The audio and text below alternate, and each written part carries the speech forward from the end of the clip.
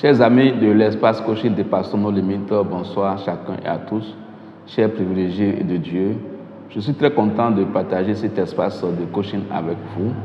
Je suis Dr Kouyo Topanou, je suis médecin, coach en développement personnel et professionnel.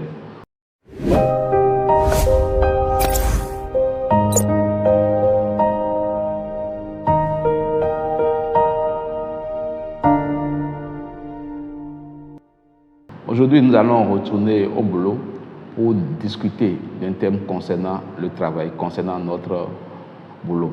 Vous n'êtes pas sans savoir que le service ou le boulot est l'endroit où nous passons la plus grande partie de notre temps. Mais quand la nuit y vient à s'installer, que faire? Quand l'ennui y vient à s'installer, que faire? C'est ce que nous allons voir à travers le livre du développement personnel intitulé « La clé de votre développement personnel » que je vous invite toujours à avoir si vous ne l'avez pas encore fait. C'est un livre très riche qui aborde tous les aspects de la vie humaine, de la vie professionnelle et très utile pour notre développement personnel. Alors, l'ennui au boulot, que faire? La première des choses, c'est de déterminer les causes de l'ennui au boulot. Les principales causes d'ennui au bureau sont d'abord la routine, la surpopulation au service qui entraîne du coup une mauvaise répartition des tâches aux uns et aux autres. Par ailleurs, nous pouvons aussi évoquer la sous-qualification et la non-mise à jour des connaissances, compte tenu des nouvelles réalités du travail. Dans tous les cas, l'important est de savoir comment vaincre la routine au service pour être plus performant et mieux se porter. Deuxième chose que nous allons aborder pour résoudre la question que faire quand l'ennui vient se mêler au boulot, c'est d'organiser autrement vos journées. Mon cher, il n'est pas aisé de quitter chez soi et venir se ronger les ongles au service. Pour contourner cet ennui qui d'une façon ou d'une autre vous est imposé, vous pouvez réorganiser alors vos journées. Beaucoup d'initiatives existent. Aidez vos collègues, suivre des formations en ligne, écrire un ouvrage ou s'investir dans d'autres passions qui peuvent vous motiver. Ces moments creux qui vous ennuient tant sont par contre des heures disponibles pour refaire votre vie et refaire de nouvelles connaissances. Essayez juste de remuer vos méninges pour savoir ce qu'il faut faire et les connaissances à renouveler ou à actualiser. L'autre astuce pour combattre l'ennui au boulot, c'est de se former à d'autres compétences.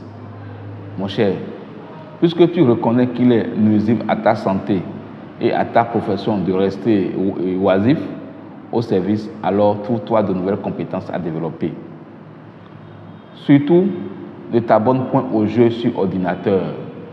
Surtout, je reprends, il ne faut jamais t'abonner aux jeux sur ordinateur, mais consacre ton temps à suivre des tutoriels de formation via les chaînes YouTube, via les MOOC ou autres systèmes de formation.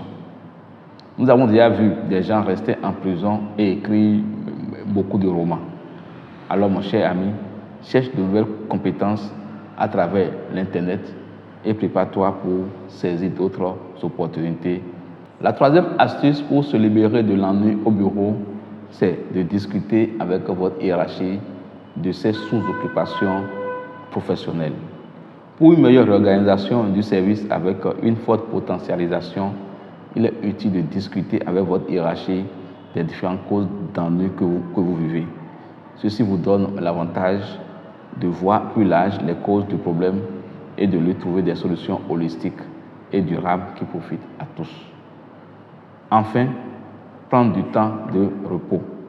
La dernière astuce que je vous propose pour conjurer l'ennui au service est de vous déconnecter du travail.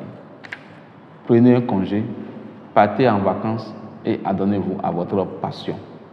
Ce temps de repos vous permet de refaire le plein de votre énergie et de faire le vide dans votre tête.